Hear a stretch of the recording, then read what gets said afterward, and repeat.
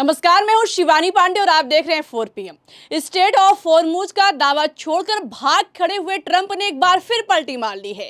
पहले 48 घंटों का अल्टीमेटम, फिर 24 घंटे का और अब 45 दिनों का सीज फायर करने का ऑफर देकर ट्रंप गिड़गिड़ाने को मजबूर हो गए हैं। तो ईरान ने कैसे ट्रंप की डेडलाइन खत्म होने से पहले सुपर पावर देश अमेरिका की हैकड़ी निकाल दी है, इस पर जानकारी देने के लिए हमारे साथ प्रियंका जी मौजूद हैं। प्रियंका जी, दावा तो किया जा रहा था कि ट्रंप 48 घंटों में ईरान को बर्बाद कर देंगे, तो अब क्या हो गया? अब हो ये गया है कि महायुद्ध शुरू होने से पहले ही पेंटागन ने अपनी हार मान ली है। एक तरफ डोनाल्ड ट्रंप ईरान के सामने गिड़गिड़ाने के लिए मजबूर हो गए हैं, तो वहीं दूसरी तरफ अमेरिकी संसद में बगावत हो गई है। तो फिलहाल अचानक से ऐसा क्या हुआ है कि स्टेट ऑफ हॉर्मुज का दावा छोड़कर डोनाल्ड ट्रंप ईरान को 45 दिनों का सीज फायर का ऑफर दे रहे हैं। आपको खबरें दिखाएंगे, लेकिन खबर में सबसे पहले शुरुआत डेडलाइन से करते हैं कि किस तरीके से ट्रंप ने ईरान को डेडलाइन दी और उस डेडलाइन के खत्म होने से पहले ही ईरान ने अमेरिकी बेसिस से लेकर इजराइल में भयंकर तबाही मचाई है। खबर आपको दिखा देते हैं। खबर आप देख भी सकती हैं, राइटर्स की ये खबर है, आज की ये खबर है और इसमें साफ वीडियो में दिखाई दे रहा है कि किस तरीके से ईरान ने इजराइल के हाइफा में कहर बरपाया है। आप देख सकती हैं कि लगातार ड्रोन का हमला किया जा रहा है और ये अटैक रिहायशी इलाकों में हुआ है। पूरी की पूरी बिल्डिंगें मलबे में तब्दील होती हुई दिखाई दे रही हैं। हाइफा से लेकर तेल अवीव में लगातार मिसाइलें दागी जा रही हैं, ड्रोन दागे जा रहे हैं और लगातार सायरन बजते हुए सुनाई दे रहे हैं। ये हाल हो चुका है ट्रंप की धमकी के बाद। आप समझ सकती हैं कि ईरान कहीं पर भी झुकने या फिर कि पीछे हटने वाला नहीं है। एक तरफ इजराइल को निशाना बनाया गया है, वहीं दूसरी तरफ खबर ये निकल कर सामने आ रही है कि ईरान ने अमेरिकी बेसिस पर ताबड़तोड़ अटैक किया है। कुवैत, जॉर्डन और सीरिया पर सीरियस अटैक हुआ है। खबर आप देख सकती हैं, बकायदा वीडियो जारी किया गया है। आज का ये वीडियो है और इस वीडियो समेत खबर को अल जजीरा ने रिपोर्ट किया है। इससे आप समझ सकती हैं कि अब ईरानी मीडिया नहीं बल्कि इंटरनेशनल मीडिया बता रहा है कि अमेरिका को कितना बड़ा खतरा आज रात होने वाला है। एक तरफ ट्रंप कह रहे हैं कि मंगलवार रात 8 बजे ईरान को तबाह कर देंगे, वहीं दूसरी तरफ ईरान कह रहा है कि तुम हमें क्या तबाह करोगे, हम तुम्हें तबाह कर देंगे।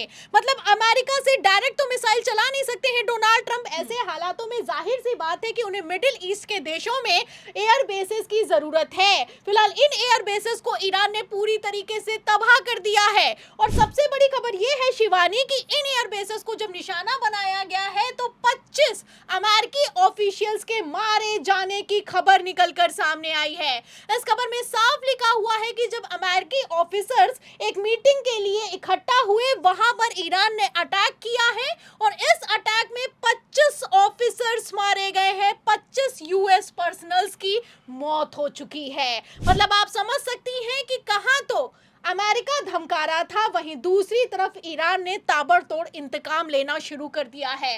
बड़ी खबरें निकलकर सामने आई हैं। ठीक एक दिन पहले आप जानती हैं कि मिसिंग पायलट को जब लेने के लिए अमेरिकी सैनिक ईरानी धरती पर उतरे तो एक के बदले 5 कमांडो के मारे जाने का दावा किया जा रहा है। वहीं अब 25 मारे गए हैं। अब इन 25 मौतों का जवाब कैसे डोनाल्ड ट्रंप अमेरिकी संसद में दे पाएंगे, इसको लेकर भी सवाल किया जा रहा है। आपको बता दें शिवानी, जो ग्राउंड इन्वेंशन डोनाल्ड ट्रंप की तरफ से मिसिंग पायलट को ढूंढने के लिए ईरान की धरती पर किया गया था, इसमें भी अमेरिका के 12 एयरक्राफ्ट तबाह हो गए हैं। बाकायदा तस्वीरें जारी की गई हैं आईआरजीसी की तरफ से। इसमें आप देख सकते हैं कि तस्वीरों में किस तरीके से जो बड़े बड़े हरकुलिस हेलीकॉप्टर हैं, C-130 है और 4 ब्लैक हॉक्स हैं और MQ-9 ड्रोन्स हैं, वो मलबे में तब्दील हो गए हैं। तो फिलहाल इन तस्वीरों से आप अंदाजा लगा सकती हैं कि ईरान ने जो करके दिखाया है उसके बाद से तो एक्सपर्ट भी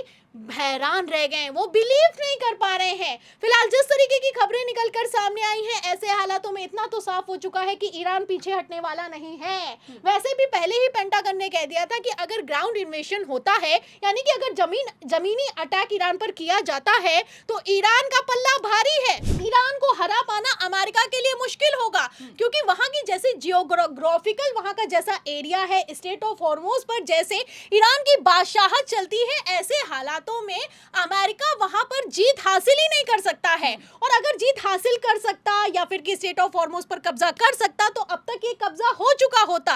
डोनाल्ड ट्रंप बार बार 10 दिनों का, 5 दिनों का, 48 घंटों का, 24 घंटों का सीज फायर नहीं कर रहे होते, धमकी नहीं दे रहे होते।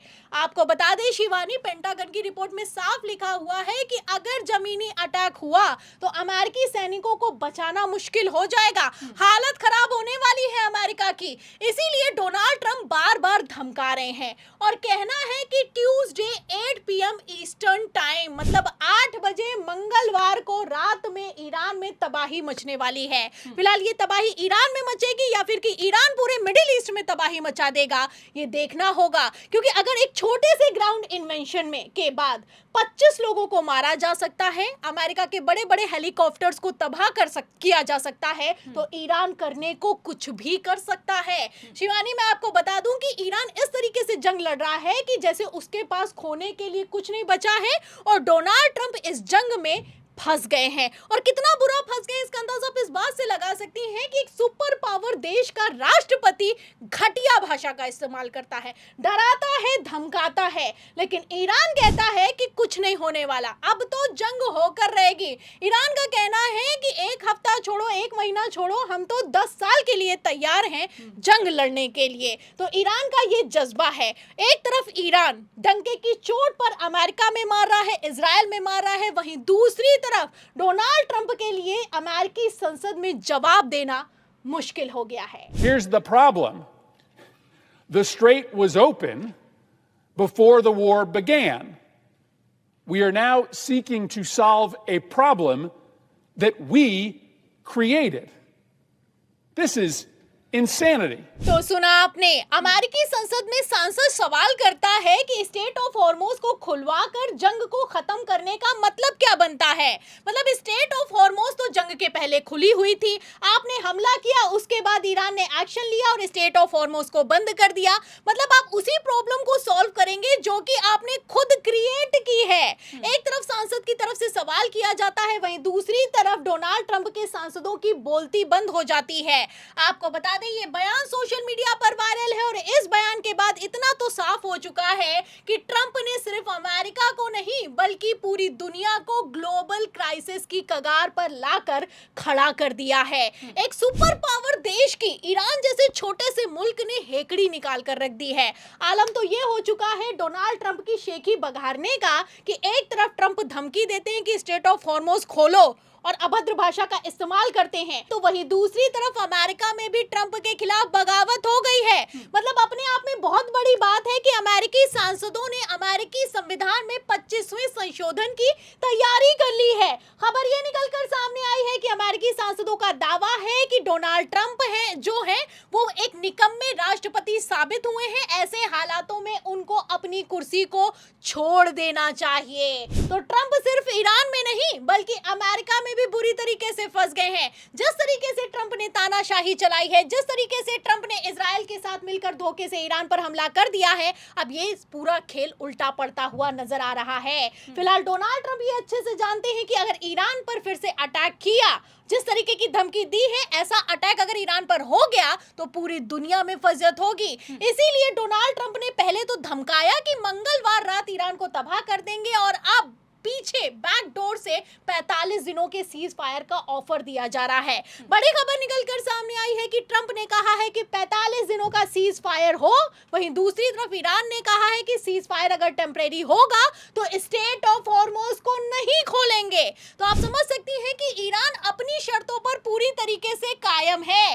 ईरान ने क्लियर कट कह दिया है कि ऐसा नहीं चलेगा कि हमें टेम्परेरी किसी भी तरह का सीज फायर मंजूर हो, हमारी शर्तों को मानना होगा, पूरी तरीके से हमें गारंटी देनी होगी कि दोबारा ईरान पर हमला नहीं होगा, स्टेट ऑफ हॉर्मोज खुलेगा लेकिन इजराइल और अमेरिका के लिए नहीं खुलेगा, और जितना नुकसान हुआ है ईरान का इस युद्ध में, इसकी भरपाई भी अमेरिका को करनी होगी। तो फिलहाल जिस तरीके की शर्तें ईरान की तरफ से रख दी गई हैं, ऐसे हालातों में डोनाल्ड ट्रंप के लिए इस युद्ध से बच पाना मुश्किल होगा।